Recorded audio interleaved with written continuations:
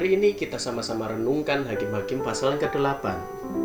Kita baca Hakim-Hakim 8 ayat 27. Kemudian Gideon membuat efod dari semuanya itu dan menempatkannya di kotanya di Ofra. Di sanalah orang Israel berlaku serong dengan menyembah efod itu. Inilah yang menjadi jerat bagi Gideon dan seisi rumahnya. Saudara dikasihi oleh Tuhan, ketika kita merenungkan kisah Gideon, kita bisa melihat sosok pahlawan perang yang begitu luar biasa. Dengan segala keberhasilannya di medan perang yang membuat bangsa Israel ditakuti musuh, wajarlah jika bangsa Israel lalu berniat menjadikannya raja. Namun, Gideon ternyata menolak tawaran yang amat menggiurkan itu.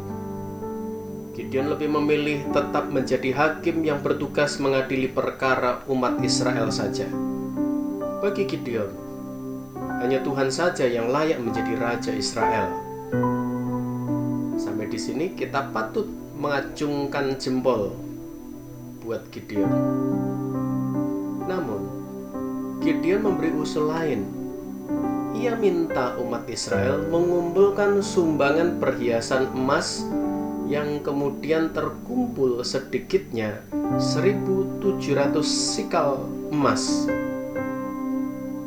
Emas itu kemudian dijadikan sebuah baju efod, yaitu baju yang dipakai imam, dan ditempatkan di Ofra.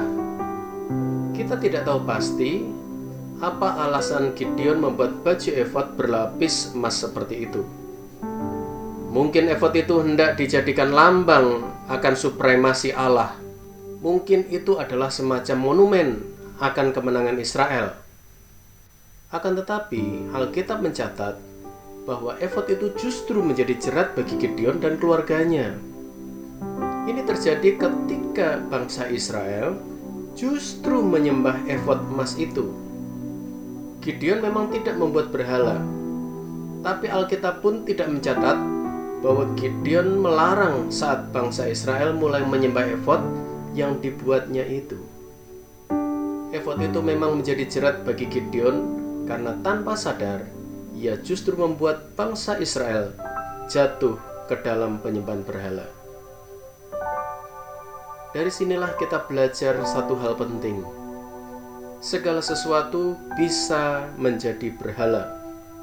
Bahkan sesuatu yang mungkin dimaksudkan untuk hal baik pun bisa menjadi berhala.